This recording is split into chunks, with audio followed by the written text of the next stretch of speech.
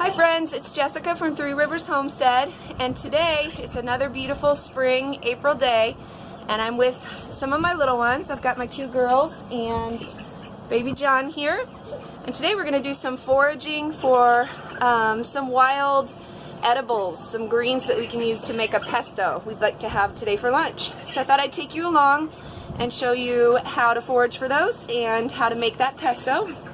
But before we get started, we have a few morning chores we need to do. We've got to get some laundry hung. We've got to get our plants out in the sunshine. So we're going to go ahead and do that, and then come along with us while we do some foraging.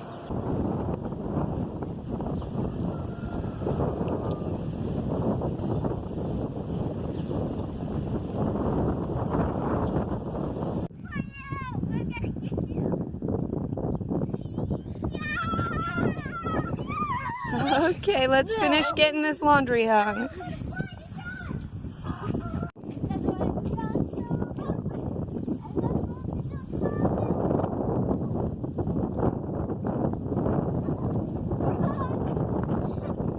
We have two plants that we're primarily looking for today in the backyard, and they're purple dead nettle and dandelion. Most people can easily recognize dandelion, but we'll show you how to look for purple dead nettle. Both of these plants are highly nutritious. They're great for salads, they're great for making pesto, all sorts of things, and they are abundant in backyards everywhere, so it's a shame to let those go to waste.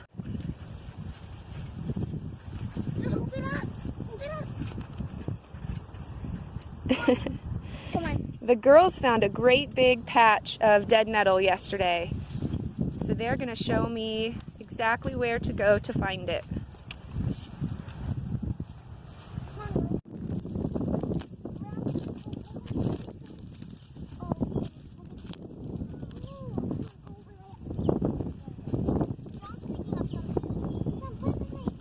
Here's some dead nettle right here. Oops. As you can see, it has purple leaves on the top, some green leaves on the bottom, and then little tiny purple flowers. This is what we're looking for right now.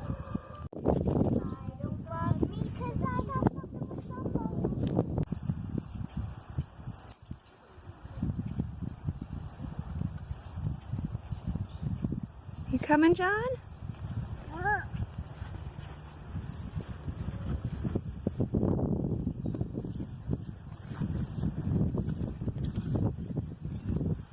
There's some good ones. So now they're looking for some dandelion greens. We've got enough dead nettle, so we're trying to find the biggest greens we can find. Look at this one. I'm the one who picked the most. I know. I'm the one that's picking them. And you. Look, the one that's picking them. So this right here is our purple dead nettle. There's a similar plant called henbit that looks a lot like it, except all the leaves are green on henbit. And that's another delicious wild edible that you can also use for the same purposes. But this is the purple dead nettle. And as you can see, the top leaves are purple, the bottom leaves are green. It has these tiny purple flowers, and that's good sources of vitamin A, vitamin C, lots of iron, lots of really good stuff in there. And then of course we have our dandelion greens. Those are pretty easily identifiable.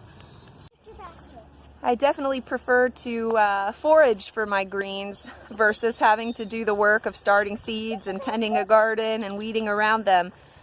You know, if you look in your backyard, there's an abundance of food that God's just provided for us there. And it's a shame that as a culture, we've kind of developed the habit of spraying everything that isn't grass in our backyards and making it sterile and just green grass, but getting rid of all of this food. And then we go to all of this work and expense and trouble of buying, you know, delicious, organic, fresh greens, when if we just didn't spray our lawns and we went in the backyard, we could find what we need growing wild with very little effort on our part. So don't be afraid to take advantage of that abundant food source that's in your backyard. And so long as your yard hasn't been sprayed that is safe food for you to eat, and it's great and nutritious and healthy for your family. Okay, so let me see what we've got here. So we've got some nice dandelion greens. We've got lots of dead nettle. I think we've got enough to make a pesto. What do you ladies think? Yeah. Should we go inside? Let's bake some bread and let's turn this into a pesto. Can you guys lead the way back? Yeah. Come here, John. Down in the mud? You're dirty. Here, let me see your basket, buddy. Can I have your basket? There we go. That makes it a little easier. Come on.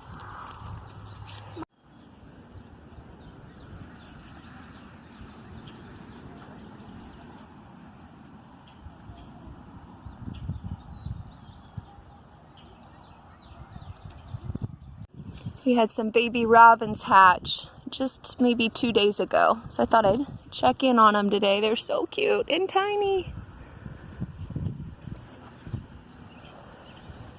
It's in a fun spot.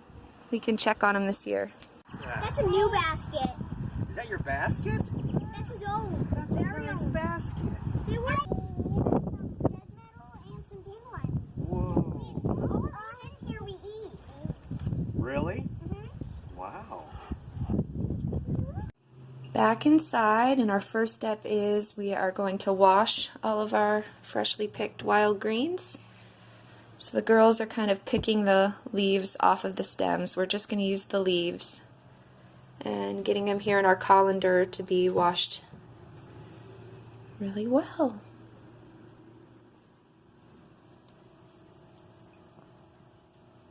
While the girls are busy washing all of our greens, I'm going to start getting some of our other ingredients ready.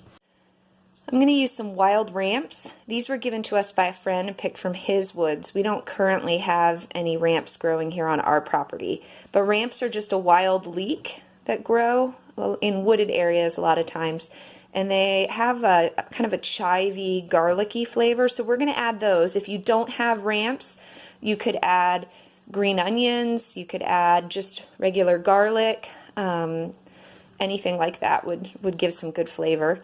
I'm going to put some soaked cashews in. If you didn't have cashews, you can use pine nuts, you can use slivered almonds, anything that you would normally add to a pesto. Okay, I have, I don't know, maybe 2 cups of the fresh greens that we picked here in the food processor. I'm also going to add some little cloves of garlic. You can see this is what I got from my wild ramps. We'll put those in there.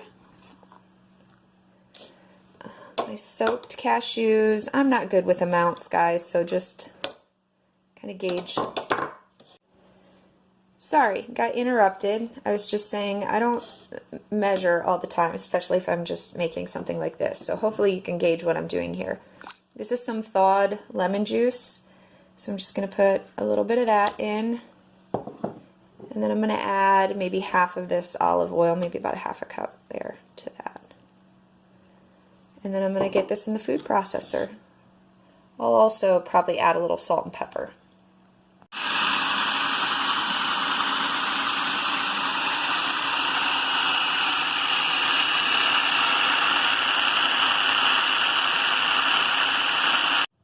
So here's what it looks like after it has been in the food processor for a couple minutes. It smells delicious. It's a good texture, so I think we're going to go with this. I'm just going to move it here into this bowl to get it ready for lunch. Okay, lunch is about ready. The kids are going to have some various snacks, but my bread's out of the oven. I'm going to go ahead and slice that, serve it up with some pesto, and the kids can pick some other snacks to fill their plates. Okay, pesto is all done. You want to try it? What do you think? Good. Good? Very good. It's yummy. So, go ahead and get our bread sliced.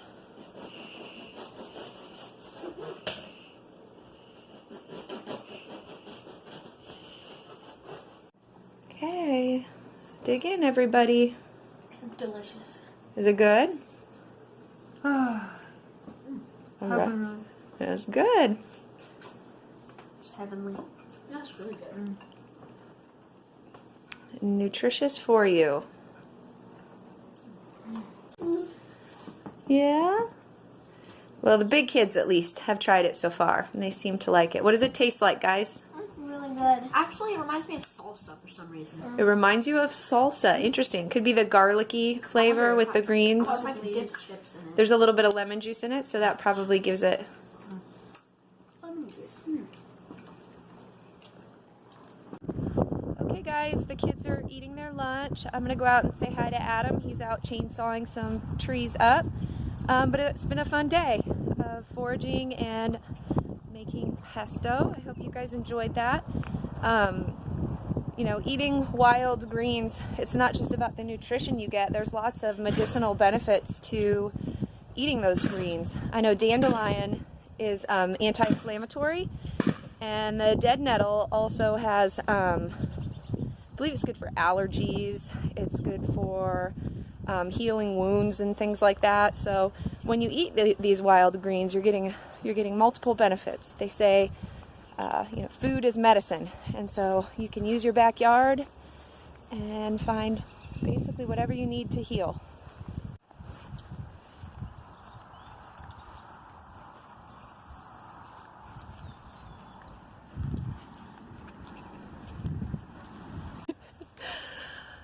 Alright, and that's it for today. We hope you liked this video and subscribe. We look forward to doing some more videos in the future, but for now we both have work to do, so we're gonna get back to it. We'll talk to you later. Bye.